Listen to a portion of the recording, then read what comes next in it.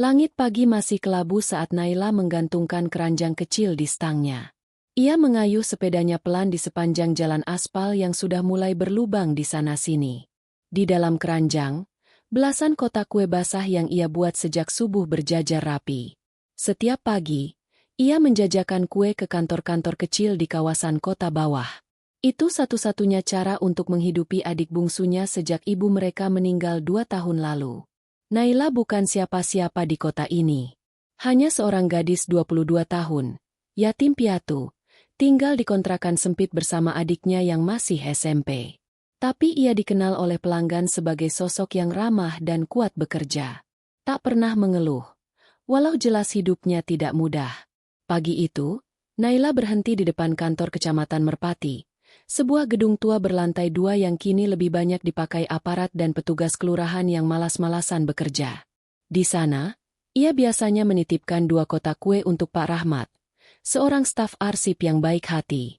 Namun ketika Naila turun dari sepedanya, ia melihat 3 orang berseragam dinas sedang duduk di bawah pohon besar sambil merokok. Salah satunya mengenakan rompi polisi bertuliskan, "Polisi Pamong". Naila menunduk sopan dan berjalan cepat ke arah pintu samping gedung. Kamu!" teriak salah satu dari mereka. Pria bertubuh besar dengan nada tinggi dan sinis. Naila berhenti.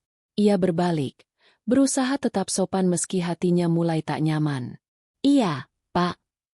Apa kamu bawa izin jualan hari ini? Atau kamu pikir bisa seenaknya taruh dagangan di sini?" Naila mengernyit pelan.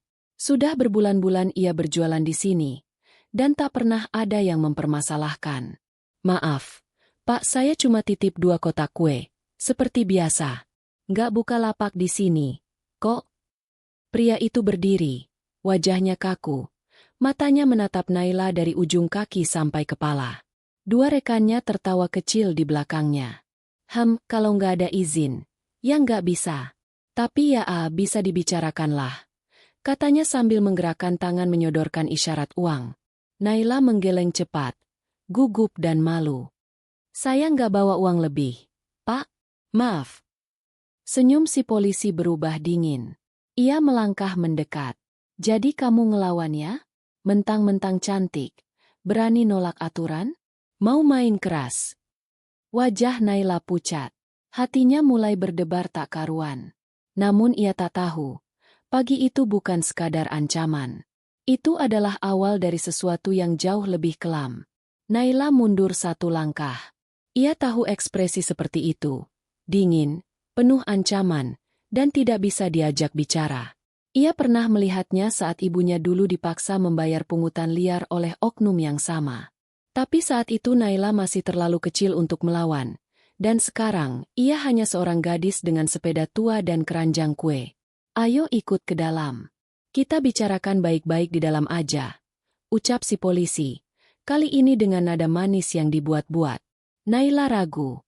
Namun saat ia hendak menjawab, 2 rekannya sudah bergerak mengapitnya dari kanan dan kiri.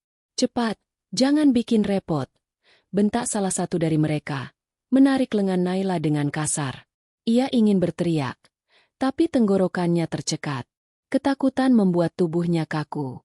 Ia hanya bisa menahan air mata saat tubuhnya didorong masuk ruangan kosong di belakang kantor yang biasa tak terpakai. Gudang arsip berdebu yang kini jadi tempat eksekusi arogansi. Di dalam ruangan itu, tidak ada kamera, tidak ada saksi, hanya dinding tua dan tumpukan kertas rusak. "Jadi, kamu mau pilih yang mana?" tanya si polisi, yang belakangan Naila dengar dipanggil Pak Dewa. "Bayar uang keamanan bulanan, atau, ya, kamu tahu sendiri risiko nggak patuh sama petugas." Naila memberanikan diri. "Saya cuma jualan, Pak. Saya nggak ganggu siapa-siapa. Saya mohon, jangan." Plak. Tamparan itu cepat dan kuat, membuat bibir Naila berdarah dan tubuhnya limbung. Tapi bahkan saat itu, ia tidak menangis. "Jangan ngajarin kami hukum," bentak Pak Dewa. Di luar ruangan, tak ada yang peduli. Orang-orang kantor pura-pura sibuk. Ini bukan pertama kalinya suara bentakan terdengar dari ruangan itu. Setelah beberapa menit yang terasa seperti jam, Naila akhirnya didorong keluar dengan kasar. Pipinya lebam, tubuhnya gemetar. Tapi bukan rasa sakit fisik yang membuat matanya merah. Yang paling menyakitkan adalah ketidakadilan yang dibiarkan hidup dan merajalela. Ia mengambil sepedanya, dan dengan tangan gemetar, mengayuh pulang. Di sepanjang perjalanan, semua terasa kabur. Namun dalam hatinya, perlahan mulai tumbuh satu hal. Keberanian. Mereka pikir Naila hanya gadis penjual kue yang bisa diinjak dan dilupakan. Mereka belum tahu siapa Naila sebenarnya. Di rumah kontrakannya yang sempit, Naila duduk diam di depan cermin retak di kamar mandi. Ia menatap wajahnya sendiri, bibirnya pecah, pipinya membiru. Air keran mengalir pelan. Namun ia hanya memandang kosong. Dari luar, terdengar suara adiknya, Nadif, memanggil pelan. "Mbak, udah pulang? Aku bikinin teh." Naila buru-buru menyeka wajahnya dan menyembunyikan luka dengan kerudung panjang. Ia tak ingin Nadif tahu.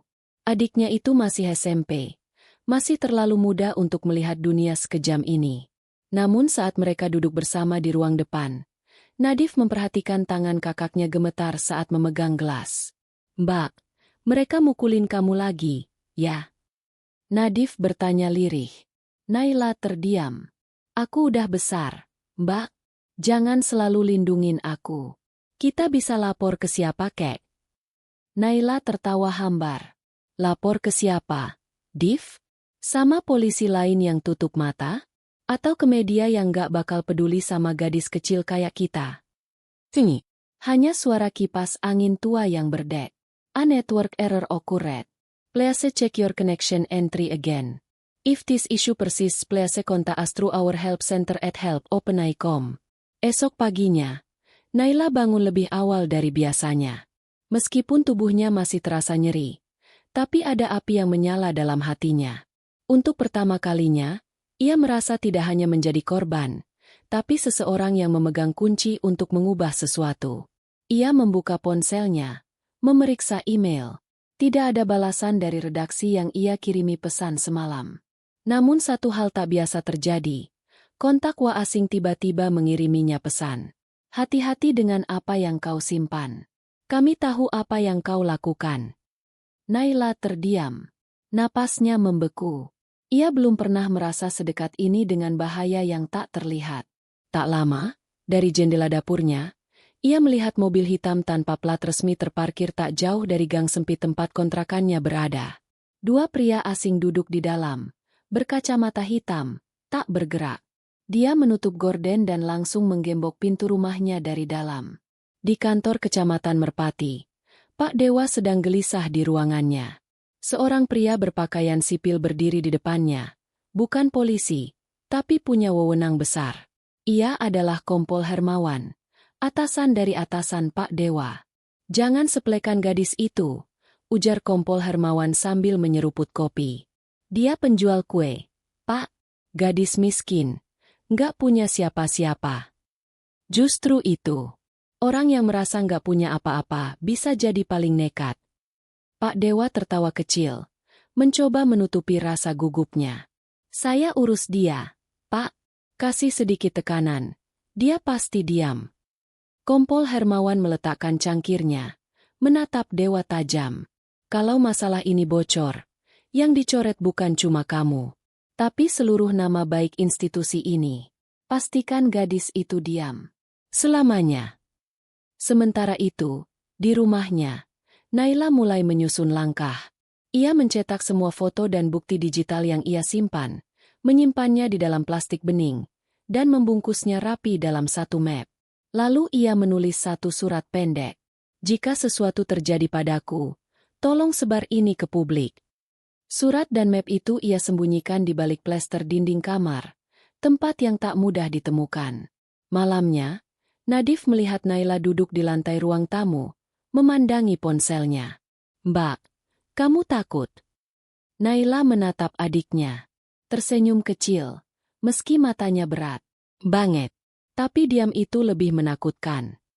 Yang Naila tidak tahu, malam itu adalah malam terakhir ia bisa tidur dengan tenang. Karena esok pagi, dia akan dijemput, bukan untuk dimintai keterangan, tapi untuk dibungkam. Langit belum sepenuhnya terang ketika 3 pria berpakaian preman menghentikan Naila saat hendak keluar rumah. Nadif yang membuka pintu lebih dulu langsung ditarik kasar ke dalam. Naila sontak panik, tetapi belum sempat berteriak. Seseorang membekap mulutnya dari belakang. "Jangan melawan, kamu ikut kami," ujar salah satu pria dengan nada dingin. Naila diseret ke dalam mobil hitam yang kemarin ia lihat. Mobil itu langsung melesat keluar dari gang. Nadif tertinggal di lantai ruang tamu, berteriak memanggil kakaknya. Matanya penuh ketakutan. Di dalam mobil, Naila meronta. Tapi tenaganya kalah. Mereka memborgol tangannya dan menutup kepalanya dengan kain hitam. Suasana dalam mobil dingin dan mencekam. Tak ada suara, hanya deru mesin dan gelega amarah yang tertahan dalam dadanya. Ia dibawa ke sebuah gudang kosong di pinggiran kota. Di sana, Pak Dewa sudah menunggu, berdiri dengan tangan di belakang punggung, wajahnya muram tapi puas. "Hebat juga kamu, Naila. Kirim-kirim bukti ke wartawan, ya? Mau jadi pahlawan?" Cibirnya. Naila tidak menjawab. Ia tahu, satu kata bisa memancing kekerasan. Tapi juga tahu, diamnya saat ini adalah bentuk penolakan paling kuat. Pak Dewa melangkah maju, menampar Naila lagi. Lebih keras dari sebelumnya. Tapi Naila tak menangis. Ia justru menatap lurus ke mata lelaki itu. Dan untuk pertama kalinya, Pak Dewa merasa tak nyaman. "Apa kamu pikir dunia akan peduli?" bentaknya. "Semua ini biasa. Semua orang di level bawah harus tahu diri. Kamu ini cuma kutu." Naila menahan napas. Darah merembes dari ujung bibirnya. Tapi kata-katanya akhirnya keluar. Pelan. Tapi penuh keyakinan. Ada yang lebih bahaya dari suara yang keras. "Pak," yaitu kebenaran yang diam tapi bergerak. Pak Dewa membeku sejenak. Sementara itu, di sisi lain kota, email Naila akhirnya dibuka oleh redaksi kecil sebuah media investigasi independen, ruangfakta.id. Seorang jurnalis muda bernama Laras membaca semua bukti dengan mata terbelalak. "Ini gila. Ini bukan cuma soal pungli. Ini sistemik, terorganisir." Laras segera menghubungi nomor anonim yang dicantumkan Naila. Tak tahu bahwa saat itu, pemiliknya sudah tak bisa menjawab. Di rumah Naila, Nadif yang ketakutan akhirnya menyelinap keluar dan pergi ke rumah tetangga yang dikenalnya, seorang mantan guru bernama Bu Rahayu. Dengan suara gemetar, Nadif berkata, "Mbak Naila diculik. Aku nggak tahu harus ke siapa." Bu Rahayu memeluk Nadif. "Tenang, Nak. Mbak kamu bukan gadis biasa. Dia punya sesuatu yang orang-orang takutkan." Di gudang, Pak Dewa berdiri di depan Naila yang lemah. Ia bersiap memberi perintah terakhir. Buat dia hilang. Jangan pernah ditemukan. Namun salah satu anak buahnya ragu. "Pak, kita yakin? Kalau wartawan itu udah pegang datanya." Pak Dewa menatapnya tajam. "Makanya, kita cari tahu di mana dia simpan file aslinya." Dan tepat saat itu, suara sirine terdengar di kejauhan. Sirine meraung dari kejauhan. Pak Dewa panik. Matanya liar menatap keluar jendela gudang. "Siapa yang ngasih tahu?" bentaknya pada anak buahnya. Tak ada jawaban. Salah satu dari mereka segera mematikan lampu gudang dan mengunci pintu. Mereka membawa Naila ke ruangan belakang yang lebih gelap dan sempit, penuh debu dan karung bekas. Sementara itu, mobil polisi berseragam berhenti tak jauh dari gudang. Tapi bukan karena laporan dari warga. Mereka dihubungi oleh Laras, jurnalis dari ruangfakta.id yang berhasil menelusuri lokasi terakhir ponsel Naila sebelum sinyalnya hilang. Di dalam mobil, Laras bersama seorang polisi muda bernama Bribtu Tama, yang masih idealis dan belum terkontaminasi sistem busuk atasannya. "Apa kamu yakin Naila di sini?" tanya Tama. Laras mengangguk. Bukti-bukti yang dia kirim bukan main. "Kalau dia hilang sekarang, saya nggak bisa duduk diam." Tama mengangguk, lalu memberi kode kepada 2 anggota lain untuk menyisir gudang dari sisi timur. Di dalam gudang, Naila masih terikat dan lemas. Tapi ia tahu, sirine tadi bukan hal kecil. Entah siapa yang datang, tapi ini mungkin kesempatannya satu-satunya. Saat para penculiknya sibuk di depan, Naila merogoh sesuatu dari dalam jaketnya. Sebuah flash disk kecil yang ia sembunyikan dalam lapisan kain, terikat di bawah ikat pinggang dalam. Ia tidak sempat mengirim semua bukti digital. Tapi flash disk ini berisi semua data utama. Video, foto, dan catatan transaksi pungli aparat ke pedagang kecil dari 6 bulan terakhir. Tak lama kemudian, penggerebekan dimulai. Bribtu Tama dan tim masuk. Senjata terangkat. Suara tembakan peringatan terdengar. Suasana jadi kacau. Para preman yang berjaga di luar melarikan diri. Di dalam gudang, 2 anak buah Pak Dewa mencoba kabur. Tapi Tama berhasil membekuk salah satunya. Pak Dewa berhasil sembunyi. Tapi Naila ditemukan oleh Laras dan 2 polisi lainnya dalam keadaan pingsan. Dia hidup. Seru Laras sambil memeluk tubuh Naila yang penuh luka. Kita harus bawa dia ke rumah sakit sekarang. Bribtu Tama memberi pengawalan ketat. Mereka membawa Naila keluar. Namun satu fakta menyakitkan tak bisa dihindari. Pak Dewa berhasil kabur. Malam harinya di rumah sakit, Naila siuman. Di sisinya ada Nadif, Bu Rahayu, dan Laras. Aku gagal ya? Tanya Naila pelan. Suaranya nyaris hilang. Laras menggenggam tangannya. Kamu belum gagal. Bahkan kamu baru mulai. Dan keesokan harinya, Ruangfakta.id merilis artikel investigasi eksklusif. Kesaksian Naila. Bukti kuat pungli dan kekerasan oleh oknum polisi di Kecamatan Merpati. Dilengkapi dengan dokumentasi foto, video, dan pengakuan langsung dari korban. Artikel itu viral. Media nasional mulai melirik. Kompol Hermawan memanggil rapat darurat. Nama institusinya tercoreng. Namun, bukan mereka yang pertama kali bertindak. Karena dari balik bayangan, Pak Dewa masih mengatur langkah. Dan ia tidak sendiri. Seminggu berlalu sejak artikel investigasi Ruangfakta.id dirilis. Kisah Naila menggemparkan. Dukungan datang dari aktivis, mahasiswa, dan masyarakat sipil. Namun seperti biasa, pihak kepolisian hanya menjawab dengan kalimat normatif. Kami akan menindaklanjuti dan menyelidiki kasus ini dengan serius. Namun tidak ada satupun penangkapan. Pak Dewa, yang seharusnya buron, justru dilindungi oleh jaringan atasannya. Ia kini bersembunyi di rumah kosong milik saudaranya di luar kota, dan diam-diam menyusun serangan balasan. Di rumah sakit, Naila masih menjalani perawatan.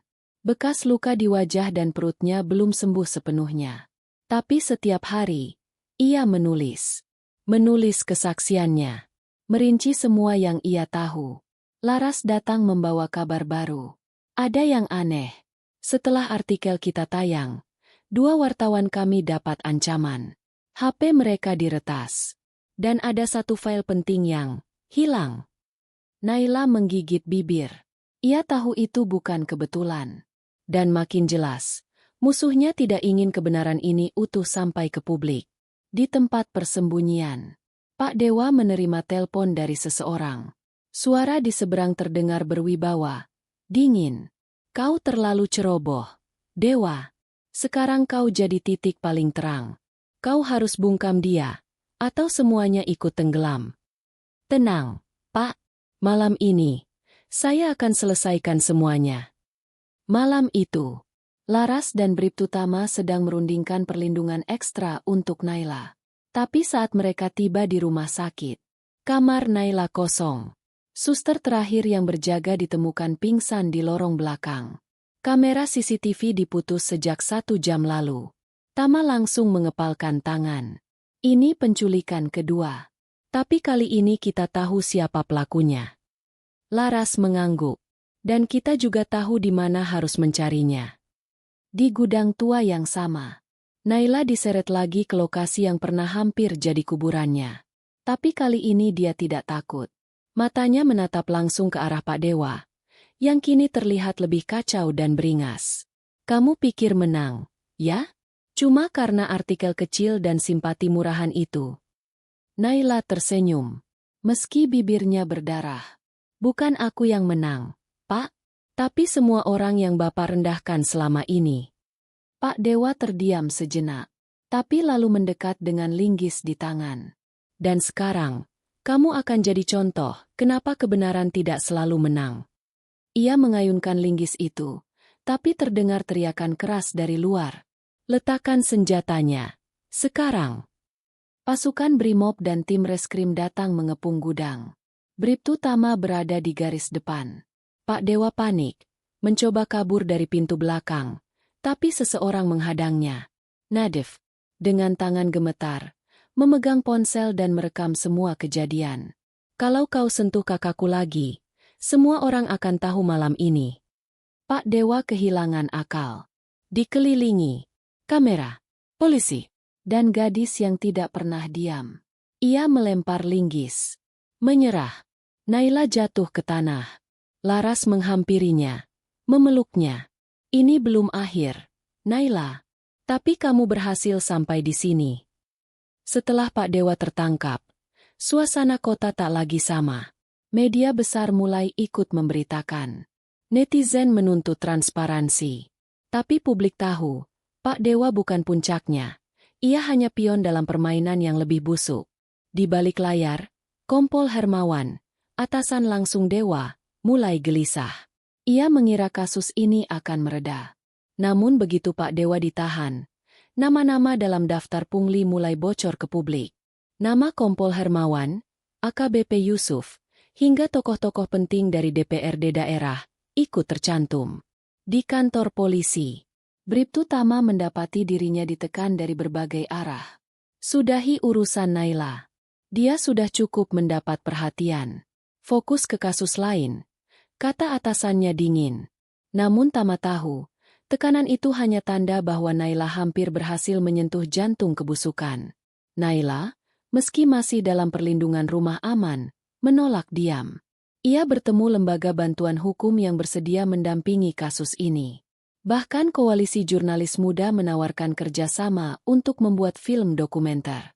Dan saat itu, Naila mengeluarkan kartu terakhirnya. Flash disk merah yang belum pernah dibuka siapapun, berisi rekaman suara pertemuan rahasia antar perwira polisi dan pengusaha nakal. Isi rekaman itu, kalau kalian tutup kios mereka tanpa kasih jatah, kita nggak bisa terusin pengiriman. Warga protes? Biarkan. Biar mereka lihat siapa yang berkuasa di sini. Suara itu milik AKBP Yusuf, seorang pejabat polisi yang sering muncul di layar TV sebagai wajah bersih institusi. Efek ledakan. Rekaman itu dirilis serentak oleh ruangfakta.id, kanal YouTube aktivis, dan TikTok dengan subtitle besar. Inilah wajah sebenarnya. Rakyat diinjak demi uang jajan pejabat. Video itu viral. Trending 1 dalam semalam. Publik meledak. Aksi unjuk rasa dimulai di berbagai kota. Kompol Hermawan dan AKBP Yusuf bereaksi. Keduanya menggelar konferensi pers, penuh kepura-puraan. Kami akan menyelidiki kebenaran dari rekaman itu. Tapi tekanan terus datang. Bahkan dari Mabes Polri dan Komisi Kepolisian Nasional. Dan di tengah badai itu, Pak Dewa membuat pengakuan tertulis. Ia menyebut nama semua atasannya, siapa yang menerima setoran, siapa yang memerintah penyiksaan Naila. Pak Dewa berubah. Bukan karena ingin, tapi karena tahu, ia akan dihancurkan kalau tidak bicara. Di rumah aman, Naila membaca semua berita itu sambil memegang tangan Nadif. Mereka sedang runtuh. Dif, ucapnya pelan. Nadif menatap kakaknya. Terus nanti kita gimana? Naila tersenyum samar. Kita mulai dari awal. Tapi kali ini, bukan sebagai korban. Tapi sebagai orang yang membuka jalan buat semua korban lainnya.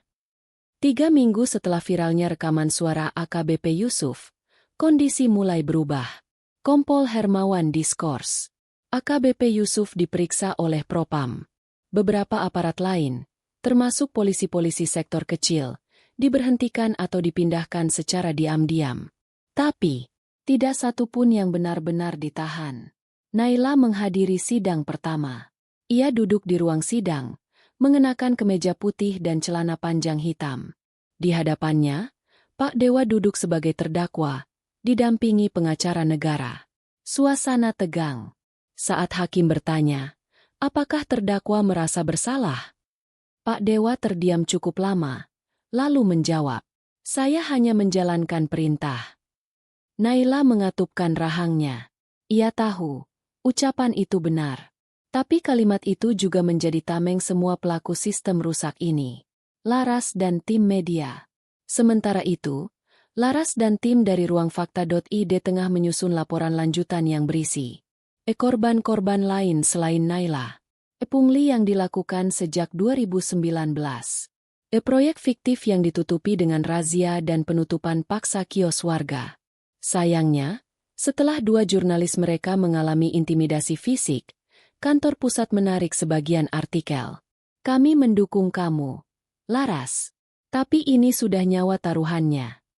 Naila bertemu dengan seorang jaksa. Seorang jaksa muda, Ibu Rina Kertanegara, mendekatinya usai sidang. Ia diam-diam menyatakan keprihatinan. "Saya pernah nyaris dihentikan saat menyidik kasus seperti ini. Tapi kalau kamu berani, saya juga siap dampingi." Malam itu, Naila pulang bukan sebagai korban, bukan hanya saksi.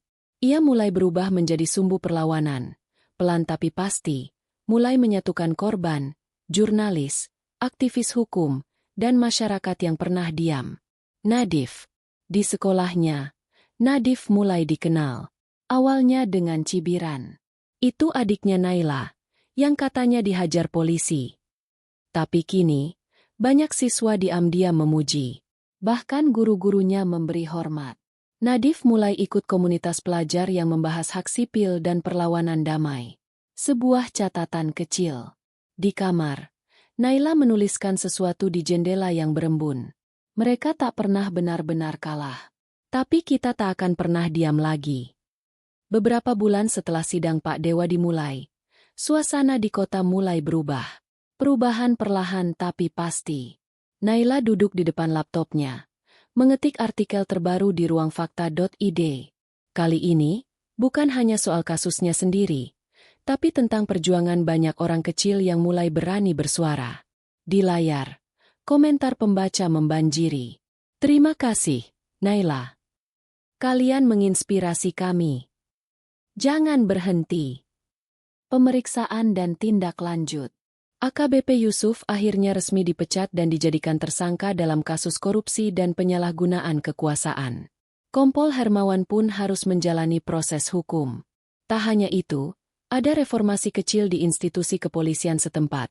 Beberapa oknum lama diberhentikan, dan pelatihan anti korupsi mulai diberlakukan. Naila dan Nadif. Di rumah sederhana mereka, Nadif membawa pulang piala juara debat antar sekolah. Naila tersenyum bangga. "Ini untuk semua yang pernah kita perjuangkan, Nak."